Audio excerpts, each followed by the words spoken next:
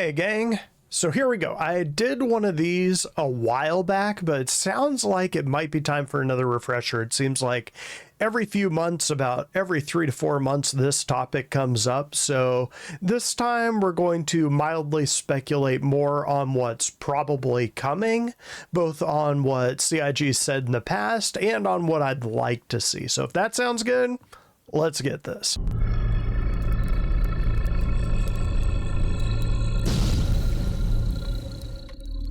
So first, let's talk about what Star Citizen is and isn't.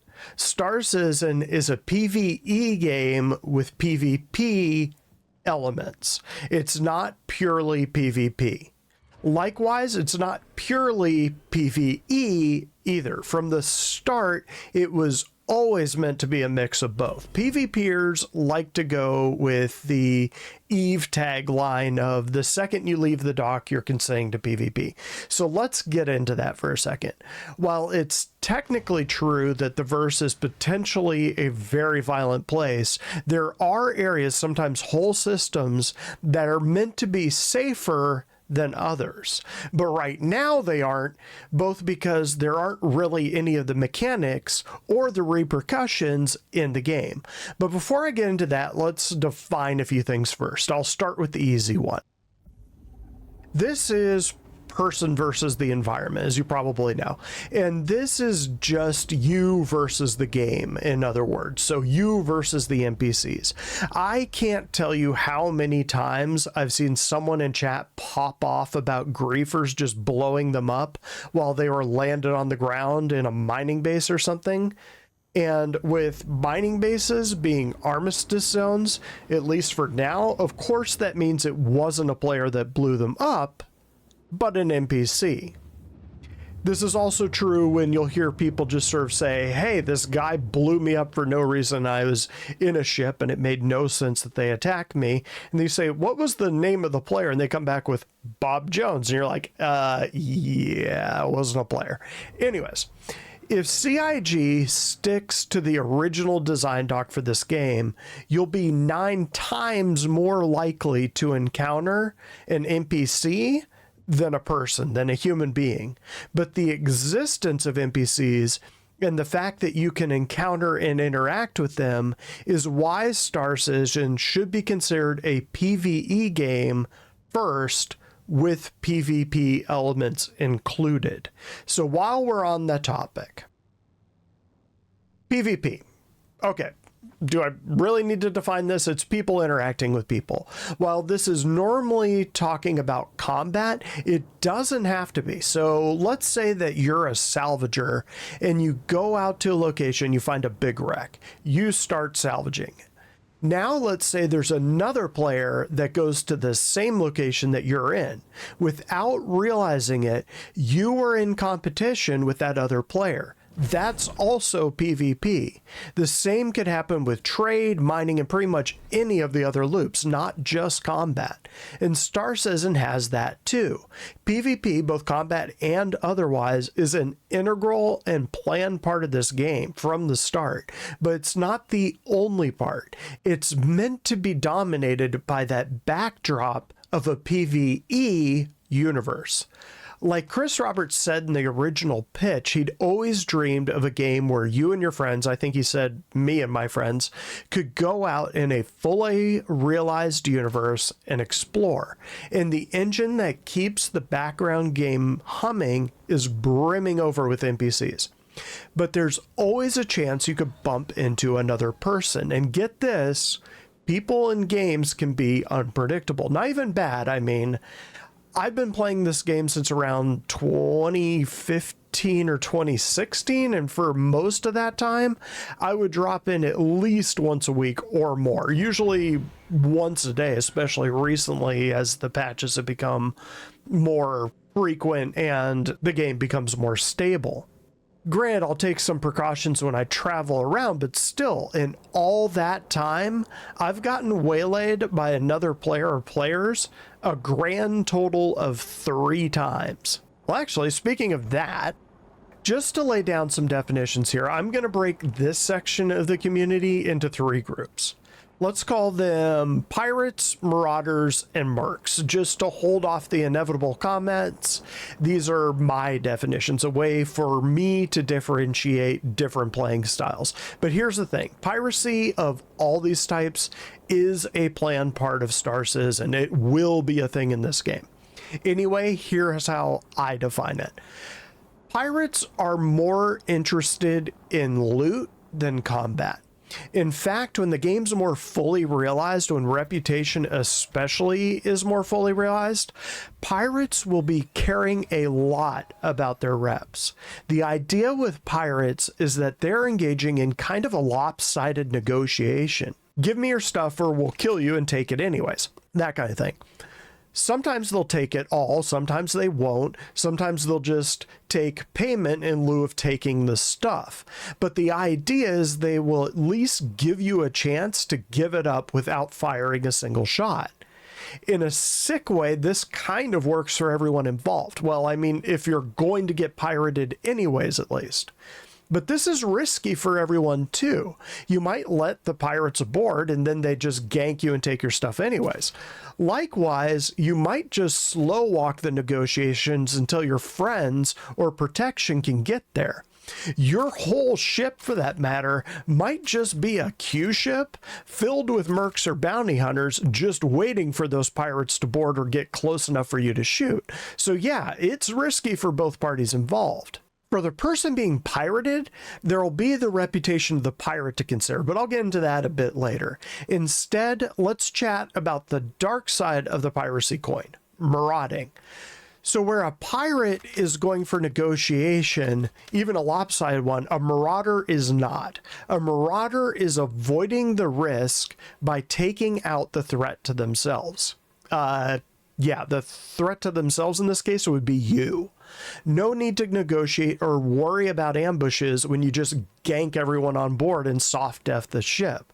Then you get the ship and everyone on it and everything on it. If you blow up the ship, you at least get the chance of getting some of the stuff that flies in the debris left over from the ship. Obviously, a marauder isn't really worrying about reputation at all, and that could be a problem for them. But before we get into that, let's touch on the last thing. Mercenaries are people that will take jobs for money, and they will probably take jobs from other players. So if one player says to another, hey, I'll pay you a million credits if you go and gank this other player that's competing with me for something from the player that gets ganks of you, there's no difference. They just got blown up for no reason. But on the other side, the player that was a mercenary was playing within the game. So let's go ahead and talk about people who aren't. Yeah, let's chat about griefing and what it is and what it isn't, because piracy, even marauding, even mercenary actions aren't griefing. Piracy and even marauding are planned loops for this game, and in its own way, griefing is being planned for too.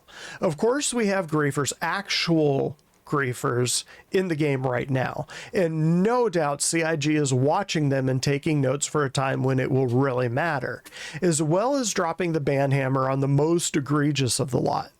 So I'll try to keep this brief. What is griefing for Star Citizen? Unlike what you'll see in the comments on Reddit and Facebook and anywhere else for the Star Citizen information, it's not just someone engaging in unwanted PvP. Like I was saying before, the verse is a violent place. Even the delivery vans have guns on them. It's more Mad Max in space than Star Trek, I guess is what I'm saying here. So PvP, particularly the combat loop, even if you're personally engaging in a non-combat loop, isn't griefing, not in Star Citizen. Simply put, griefing is specifically using the game as a tool to harass another player. So the person on the keyboard on the other side of the screen, not their character or their assets in game.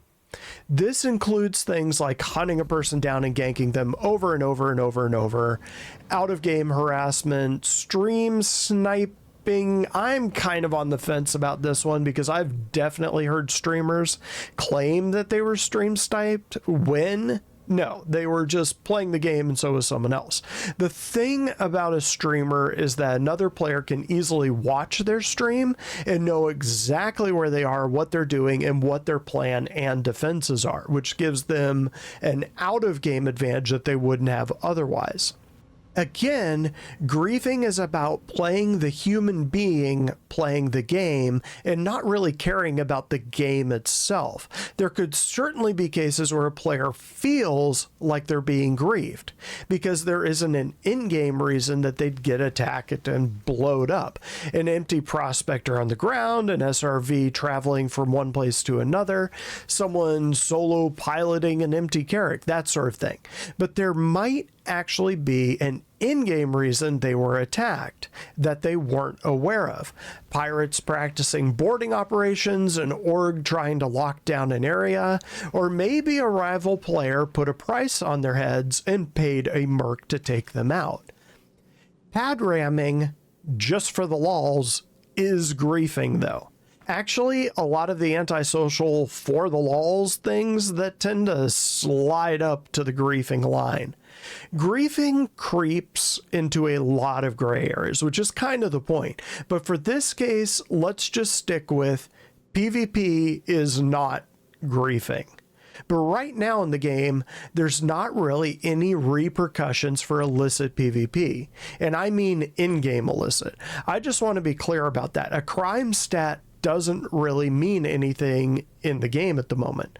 I mean, sure, you can't really land at main stations, but if someone else is landing, you can certainly shadow them in and land anyways. And sure, the station will shoot at you, but that's not really accurate fire, and it's easily avoided. Pretty much the only check on illicit behavior, and I mean in-game, not griefing again, is a crime stat that generates a bounty.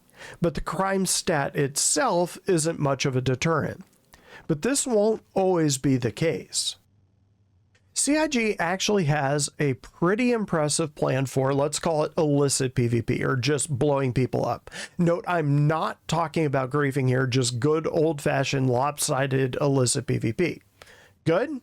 Great, let's get into it then. According to CIG, most, not all, but most of this will be governed by two parallel systems, the law system and the reputation system. These then feed the loops and mechanics that will act both as a deterrent and to check that those that want to go down the path of the dark side. Starting with law, we have, let's call it Tier 0 implementation. You do something illegal, you get a crime stat, and how high that crime stat rating is related to the type and the number of crimes you have committed. Parking violation, you can pay a fine and clear it. Murder, well, then you either have to hack your crime stat down or just surrender or get captured.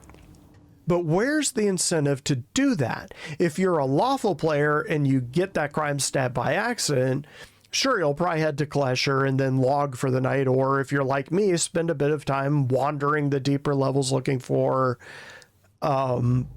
volunteer NPCs who are willing to give you the rocks they've mined, allegedly. Okay, so maybe I'm a bad example. A lawful player goes to Klesher, and what happens in Klesher stays in Klesher, but eventually you get out. But what happens for the unlawful players who just let their crime stat ride, who just call Grim Hex home and keep their crime stat at 5? What are the repercussions to them? Right now, not much, really. You might get a player bounty hunter chasing you down, but the chances are, if you're a person that engages in a lot of PvP, you're probably going to be at least on par with that bounty hunter. Or better, since I'd guess that the majority of people that take player bounties are probably newer players that are just running bounties off the mission app and don't realize that lol boobs 69420 is a human player and not the usual run-of-the-mill Chuck Jones named NPCs. So why? Because like so many of these elements, the mechanics that'll check this kind of behavior aren't really in yet. Eventually, if all goes according to plan, the future, the far, far distant future, maybe 2025, 26, we'll see. But here's what that plan is, or at least the plan as we know it now. One of the issues CIG has right now is that the game isn't there yet. We have a single system, for example, and by single system, I mean Stanton. And CIG couldn't just tell people who want to engage in PvP and piracy and marauding to just take a hike and come back in a decade or so when the mechanics and the servers are ready to handle them. CIG needs those players to test out the systems as they come along, at the very least, as well as just seeing how they engage with and break the game from an unlawful perspective. So right now, everyone is smashed into one system, and yeah, that's not the plan eventually. One day. When Pyro drops, don't be surprised if it comes with an upgrade to the reputation system. Don't be surprised that as the stress comes off the server, some of the law planned in law systems actually comes online and starts to work. So let's take a short, shallow dive into what it should look like one day. Probably. Maybe? In this imaginary future, the verse is several systems, not even a full 100. Let's just say something a little more doable in the near future. 5 or 6 systems. Of course, you'll have Stanton and Pyro, but you'll also have Nyx and a couple other systems that are just kind of like Nyx. Tweeners that aren't heavily populated centers of the Empire, but also aren't crime-ridden independent hellscapes like Pyro. They're just somewhere in between. We might even have Terra in this version of the future. Not just a heavily populated system like Stanton, but one that's a centerpiece of the Empire and arguably one of its capital systems. With this mix, CIG can really start playing not only with the local law systems, so Grimhex versus Seraphim, but laws on a macro scale, so the Empire versus independent systems like Nyx and Pyro. An unlawful player should have a pretty hard time trucking around a rich, well-populated lawful system like Stanton. Likewise, a lawful player should have a tough go of it in a system like Pyro. But I'll get into the reputation in a second. For now, the way the game will react to a player with a crime stat will change, and probably change dramatically once the servers have the breathing room to handle it. Eventually, let's say an unlawful player, one who has a record, pops over to the jump point from Pyro to Stanton and flits on through. Then they pop out on the Stanton side. Here we go. Immediately, that player pops up on the local comsat, and any bounty hunters will see that mission pop up on their bounty hunting Moby app. But more than that, NPC bounty hunters will alert to it. If the player has a really bad rap, maybe the UE Navy, which will almost certainly have a presence at that jump point in particular, will take notice. Provided the player even makes it away from the jump gate without being captured or blown up. And hey, advertising on my vid on exploration where I talk about how that might be possible, shameless plug. Now they're in a lawful system where pretty much everyone will be hunting for them. For an example of what this might look like, think to any games where there's a law system like GTA or Cyberpunk, but rather than you just running away and eventually they lose interest and give up if you run long enough, now you've got actual human beings chasing you down, and likely your bounty is going up and up and up the longer that you avoid getting captured.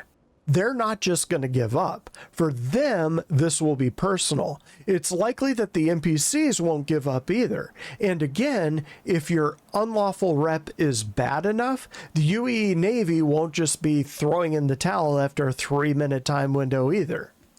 In other words, an unlawful player in a lawful system will be constantly hounded by people and NPCs hunting them down, enough that they might not even have the time to engage in PvP with unsuspecting industrial players. Not that they couldn't, just that they'll likely have their hands full with all the bounty hunters. Of course, there's lots of room for someone with a mildly bad rep or a lower crime stat to sneak in below the radar, or someone who hacks their crime stat down or hacks a local comsat to get into one of these systems and wreak havoc, at least for a bit, a short bit, and then they'll just be hunted again. But the Stantons and Terras of the verse will be exceptions.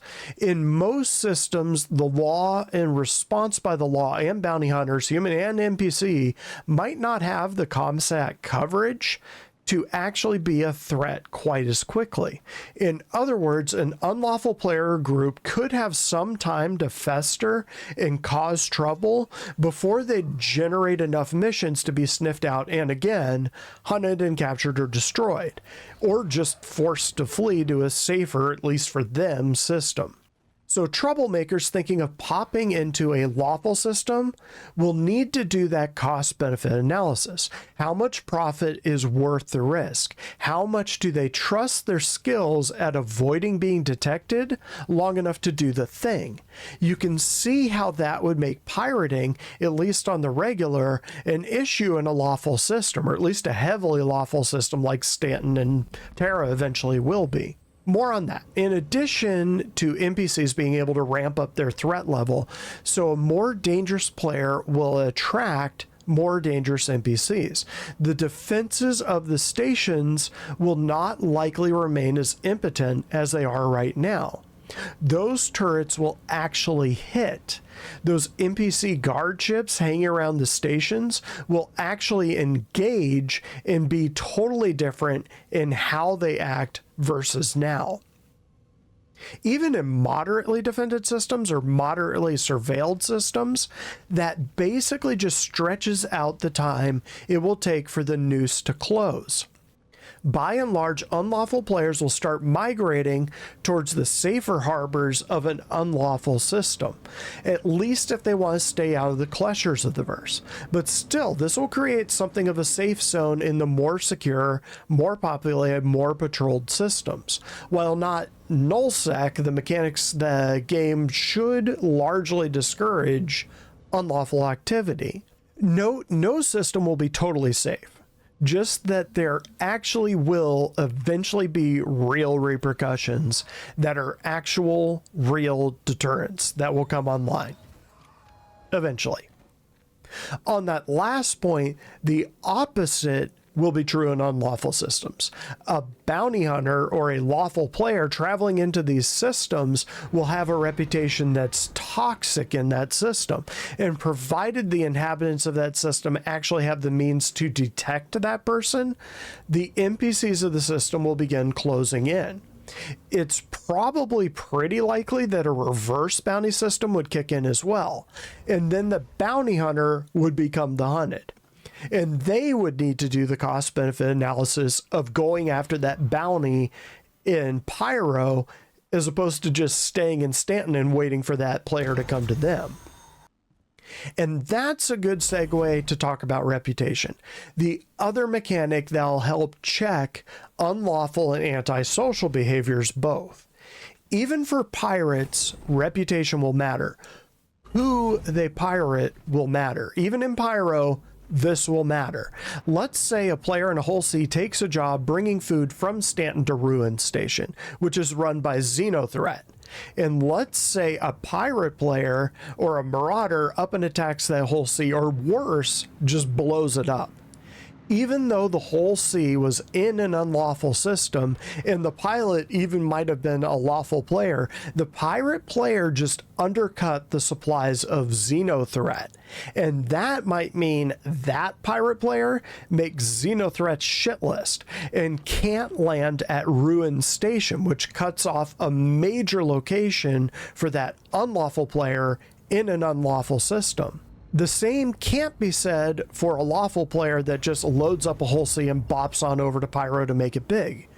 The game will have mechanics that will protect you to a point, but it won't protect you from outright being a dumbass. On top of that, reputation will really start to matter. Even marauders will need to pick and choose their targets. Just attacking everyone is going to give them a toxic reputation with everyone. And eventually, they'll find themselves out of fuel and their tunes slowly starving to death because they can't land anywhere. And the same could definitely be said for super lawful players, though. While they'll be able to go wherever they want in lawful systems, those unlawful systems could be really dangerous for them.